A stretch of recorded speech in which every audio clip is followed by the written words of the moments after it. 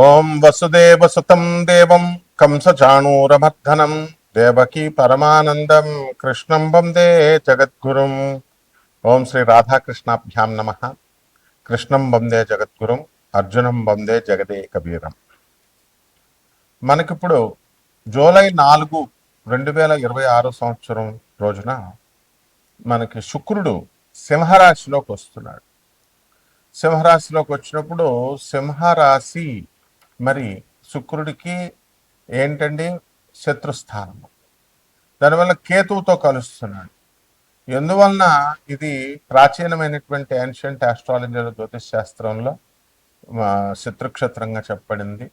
అలాగే మోడర్న్ సైన్స్లో ఈ యొక్క శుక్రుడి యొక్క పాత్ర ఏమిటి, ఈ శుక్రుడు సింహరాశిలోకి వస్తే ద్వాదశ రాశుల వారికి కూడా ఏ విధమైనటువంటి ఫలితాలు వస్తాయి అవన్నీ కూడా మనం చెప్పుకుందాం.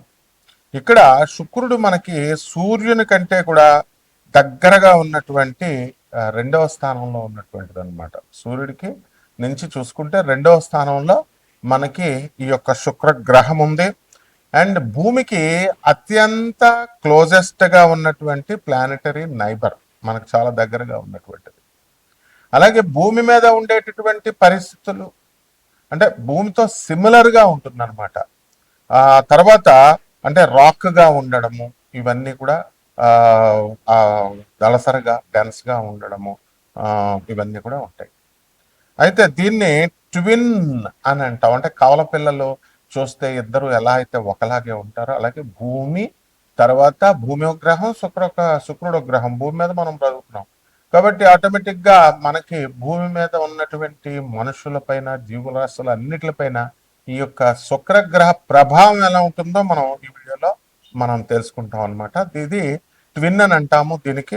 అందువలన సిమిలర్ సైజ్ అండ్ మాస్ కూడా భూమి కరెక్ట్గా ఎలా ఉంటుందంటే అత్తనగానే రాకీ మెటీరియల్, దాని మీద మనం నిలబడి మనం బ్రతుకుతున్నాం, నడవగలుగుతున్నాం. అక్కడ కూడా అలాగే ఉంటుంది. కాకపోతే అక్కడ వాతావరణాలు ఎలా ఉంటాయి, అట్మాస్ఫియరిక్ ప్రెషర్ ఎలా ఉంటుంది, హీట్ ఎలా ఉంటుంది, అది డిఫరెంట్ అవుతుంది. అందుకనే సిమిలర్ అన్నాం. అంటే సేమ్ గా ఉంటుంది, అంతేగాని సమానంగా ఉంటుంది అన్న. They are not congruent, they are only similar. అయితే ఇది హైలీ హాస్టైల్ వరల్డ్ అంటారు. హాస్టైల్ వరల్డ్ అంటే ఇట్ ఇస్ ఒక్క గ్రహానికే మనం చెప్పుకుంటాము. And runaway greenhouse effect దీని మీద నడుస్తుంది. అట్మాస్ఫియర్ ఎక్కువ CO2 కార్బన్ డైఆక్సైడ్ ఎక్కువగా ఉండడం వల్ల crushing atmosphere of carbon dioxide ఎక్కువగా ఉంటుంది అక్కడ. ఆ తర్వాత సర్ఫేస్ టెంపరేచర్స్ కూడా చాలా హాట్గా ఉంటాయి అన్నమాట. అంటే లెడ్ని మనం కరిగించే అంత ఎక్కువ టెంపరేచర్ అనేటటువంటిది ఈ శుక్రగ్రహానికి ఉంటుంది. అలాగే దాని ఒంట్లో ఉన్నటువంటి ఎన్విరాన్మెంట్, అక్కడ ఉన్నటువంటి వాతావరణం ఎలా ఉంటుందంటే మల్టిపుల్ లెథల్ ఎలిమెంట్స్ ఉన్నాయి దాంట్లో. అవి ఏం చేస్తాయంటే హ్యూమన్ టెక్నాలజీని కానీ మనం అలాగే లైఫ్ని కానీ వెంటనే నాశనం చేసేస్తాయి అనమాట. అందువల్లనే శుక్రయాన్ మనం వెళుతున్నాం, ఇప్పుడు శుక్రయాన్ మీదకు వెళుతున్నాం. 1975 ఆ ప్రాంతంలో మనం నాసా వెళ్ళగలిగింది శుక్రుడి మీద. అక్కడ ఉన్నటువంటి వివరాలన్నింటినీ కూడా తీయగలిగింది, ఫొటోస్ ఇవన్నీ కూడా. అలాగే ఈ శుక్ర గ్రహం మీద క్రషింగ్ అట్మాస్ఫియరిక్ ప్రెషర్ ఉంటుంది అనమాట. ఎవరినైనా సరే క్రష్ చేసేస్తుంది. సో స్కేల్ ఏంటంటే అట్మాస్ఫియరిక్ ప్రెషర్ అంటే ఒత్తిడి, గాలి ఒత్తిడి అనమాట. అది తొక్కేయడం ఎలా 93 రెట్లు భూమి కంటే కూడా ఉంటుంది. ఇప్పుడు భూమి మనల్ని ఎక్కువ గాలి వస్తే మనకు ఏం చేస్తున్నాం, విసిరేస్తుంది. మనకి మామూలుగా ఉండగలుగుతున్నాం. అదే 93 రెట్లు ఎక్కువ ప్రెషర్ వచ్చింది అనుకోండి, మనకి ఏమవుతాం, మనం క్రష్ చేయబడతాం, తొక్కివేయబడతాం. అలాగే ఎఫెక్ట్ వచ్చేసరికి మనము ఈ యొక్క శుక్రగ్రహం మీద సర్ఫేస్ మీద మనం ఉన్నప్పుడు ఎలా ఉంటుందంటే భూమి మీద నీటిలోకి 3000 మనం నీటిలో భూమి మీద ఉన్నటువంటి నీటిలో మనం క్రిందకి ములిగామనుకోండి. ములిగినప్పుడు మనం ఈ యొక్క ఆర్కిమిడిస్ ప్రిన్సిపల్ ప్రకారము మనం బాయిల్స్ లా ప్రకారం ఇవన్నీ మనం చూసాం. ఆర్కిమిడిస్ ప్రిన్సిపల్ పైకి లేపుతా ఉంటుంది. లా ఆఫ్ బయాన్సీ అంటాం. అంటే వెయిట్ లూజ్ అవుతాం, ఇలా పైకి వేసి ఎవరో మనం విసిరేస్తున్నట్టు ఉంటుంది, మన బరువు తేలికైపోతుంది. ఆ లూజ్ అయినటువంటి బరువు అదంతా లా ఆఫ్ బయాన్సీ ఎక్స్ప్లెయిన్ చేయబడింది దేనికి సమానమో. ఆ విధంగా ఈ యొక్క ఎంత మనము 3000 మీటర్లు అంటే భూమి మీద నుంచి జస్ట్ నీళ్లు భూమి మీద ఉన్న నీళ్ళల్లో స్నానం చేస్తేనే మనం అలాగా ఫీల్ అవుతాం, ఏదో ప్రెషర్ ఇస్తున్నట్టుగా. అట్లాంటిది 93 రెట్లు ఎక్కువ ఉందనుకోండి, అప్పుడేమవుతుందనమాట, మనకి 3000 మీటర్ల అడుక్కి మనం క్రిందకి వెళ్ళిపోయినప్పుడు అక్కడ ఏ విధమైనటువంటి ఫీలింగ్ ఉంటుందో ఆ విధమైనటువంటి ఫీలింగ్ని శుక్ర భగవానుడు మనకిస్తాడు. తర్వాత అందువలన ఒక హ్యూమన్ బాడీని కానీ లేదా అన్ప్రొటెక్టెడ్ సబ్మెరైన్ ఒకటి ఉందనుకోండి, ఒక టిన్ క్యాన్ ఉందనుకోండి, దాన్ని ఎలాగైతే తప్పడైపోతుందో ఆ విధంగా హ్యూమన్ లైఫ్ని క్రష్ చేసి పడేస్తుంది హ్యూమన్ బాడీని. అందువల్లనే అక్కడ ఇంకా మనకి జీవత్వం రాలేదన్నమాట, మానవులు ఇంకా అక్కడ నివసించలేకపోతున్నారు.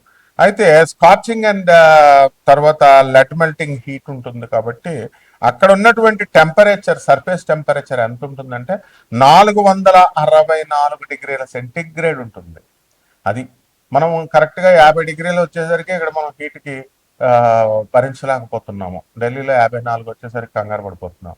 464 డిగ్రీల సెంటిగ్రేడ్ ఉంటుంది. అందువల్లనే శుక్రుడు మర్మాంగాలకు అధిపతి కాబట్టి మనకి జెనిటల్ ఆర్గన్స్కి అధిపతి, ప్యూబర్టీ, రజస్వలు అవ్వడము, తర్వాత ఇవన్నీ కూడా కాబట్టి అంత హీట్గా ఉండడము, ఇవన్నీ కూడా లింకులు మనం వీడియోలో ఎక్స్ప్లెయిన్ చేసుకుందాం. తర్వాత సన్న నుంచి మనం తీసుకున్నప్పుడు 108 మిలియన్ల కిలోమీటర్ల దూరంలో ఈ యొక్క శుక్రగ్రహము అనేటటువంటిది ఉందన్నమాట. ఇక వ్యాసం మనం కనుక తీసుకుంటే 12,104 కిలోమీటర్ల వ్యాసం, అంత వెడల్పుగా మనకి డయామీటర్ ఉంటుంది. అండ్ భూమి యొక్క సైజులో 95% ఆఫ్ ద ఎర్త్ సైజులో ఉంటుంది.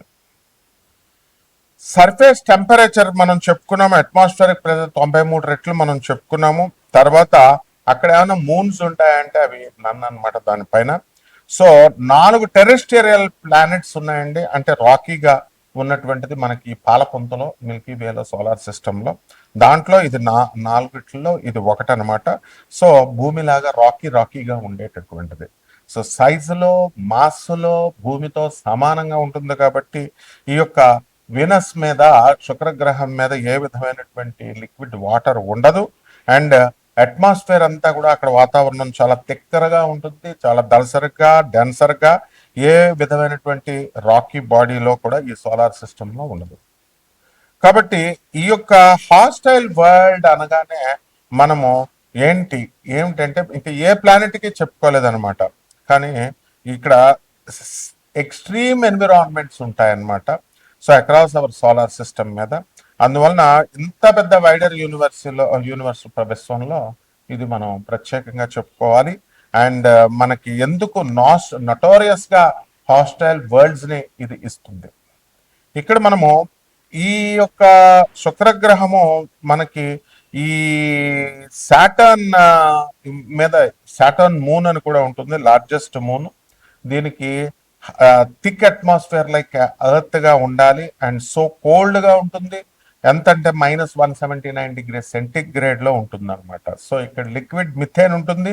అండ్ ఇథేన్ రైన్స్ కూడా వస్తూ ఉంటాయి. అందువల్లనే మాసు, లేక్స్, సీస్, ఓషన్స్ ఇవన్నీ కూడా ఏర్పడతాయి. ఈ విధంగా ఈ యొక్క శుక్రగ్రహము మనకి శుక్ర మహాదశ వచ్చినప్పుడు మనిషి ఎదుగుతాడు అని మనం జాతకాల్లో చెప్పుకుంటాం, శుక్రుడు బాగున్నప్పుడు. మరి ఇప్పుడు ప్రస్తుతం యాజ్ ఆన్ దిస్ డేట్ ఈ జూలై మనం 2026 సంవత్సరంలో శుక్రుడు కేతువుతో కలిసి సింహరాశిలో ఉన్నప్పుడు 12 రాశుల వారికి ఈ యొక్క శుక్రుడు ఏ విధమైనటువంటి ఫలితాలు ఇస్తాడు అనేటటువంటిది మోడర్న్ సైన్స్ని అప్లై చేస్తూ ఏన్షియంట్ సైన్స్ని, ఏన్షియంట్ ఆస్ట్రాలజీని మనం చెప్పుకోవాలి. ఒక్కొక్క రాశి వారిగా మనం ఏ ఏ రోగాలు మనకి ఇస్తాయి, వాతావరణం ఎలా ఉంటుంది, మన జాతకంలో మనకి లాభాలు వస్తాయి, ఇవన్నీ కూడా నష్టాలు వస్తాయి అనేది మనం చూద్దాం. కన్యారాశి, ఈ కన్యారాశి వారికి అందరికీ కూడా భార్యాభర్తల మధ్య కొట్లాటలు ఇవన్నీ కూడా జరుగుతున్నాయి. భార్యాభర్తలు కోర్టుల్లో కొంతమంది కేసులు వేసుకున్నారు, కొంతమంది విడివిడిగా మరి పుట్టింటికి వెళ్ళి భర్తలకు దూరంగా ఉండడం అనేటటువంటిది జరుగుతుంది. అలాగే ఈ కన్యా రాశి వారికి అందరికీ కూడా సప్తమంలో ఉన్నటువంటి శని వక్రించి మనకి జూలై 27 తర్వాత నుంచి ఉన్నాడు కాబట్టి భార్యాభర్తల విషయాల్లో అనవసరమైనటువంటి వాగ్వాదాలు చేసుకోకుండా దాన్ని ప్రొలాంగ్ చేసుకోకుండా మీ గొడవలు అవన్నీ కూడా చూసుకుంటే బ్రహ్మాండంగా ఉంటుంది. అలాగే రాహువు షష్ఠ స్థితిగతుడై ఉన్నాడు కాబట్టి విదేశాలకు వెళ్ళేటటువంటి అవకాశాలు మీకు ఎక్కువగా కనబడుతున్నాయి. అదేవిధంగా చక్కగా మీరు శత్రువులపై ఆధిపత్యము అనేటటువంటిది మీరు సాధించడానికి అవకాశాలు ఉన్నాయి. అదేవిధంగా ఈ యొక్క వ్యయములో ఉన్నటువంటి శుక్రగ్రహము జూలై 4 తర్వాత మీరు సొంత ఇల్లు కట్టాలి అనుకునేటటువంటి వాళ్ళు కట్టగలుగుతారు. అలాగే వ్యయంలో ఉన్నటువంటి ఈ యొక్క కేతుగ్రహ ప్రభావం వలన విదేశాలకు వెళ్ళేటటువంటి అవకాశాలు ఎక్కువగా మీకు కలుగుతాయి. అదేవిధంగా రవి మరి మనకి జూలై 16 నుంచి బాగున్నాడు. అందువల్ల ప్రభుత్వం సంబంధించినటువంటి వ్యవహారాల్లో మీరు సక్సెస్ఫుల్గా మీరు ముందుకు వెళ్ళడం అనేటటువంటిది జరుగుతుంది.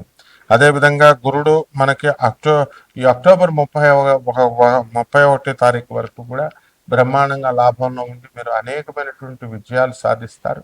అండ్ ఏ వ్యాపారం చేసినప్పటికీ కూడా లాభాల బాటలో వెళతారు. ఇక కిరాణా షాపుల దగ్గర నుంచి వ్యవసాయం దగ్గర నుంచి అన్ని రకాల వ్యాపారాలు బ్రహ్మాండంగా ఉంటాయి. అలాగే ఈ యొక్క అపరాలు ధాన్యాలు ఇవన్నీ చేసేటటువంటి వాళ్ళకి బాగుంటుంది. అలాగే రైతులు చక్కగా వాళ్ళు సంపాదించేటటువంటి దానికి కమిషన్ ఏజెంట్స్కి ఎక్కువ లాభాలు పొందడం అనేటటువంటిది జరుగుతుంది. కాబట్టి ఈ రకంగా ఈ యొక్క కన్యా రాశి వారికి అందరికీ కూడా బుధుడు మనకి జూలై 7 తర్వాత రాజ్యస్థితిగతుడు అవుతున్నాడు. అందువల్ల వృత్తిలో నిజాయితీగా వెళ్ళడము, లాయల్గా ఉండడము చూసి మీకు యాజమాన్యాలు మీకు ప్రమోషన్స్ ఇవ్వడానికి అవకాశాలు కనబడుతున్నాయి.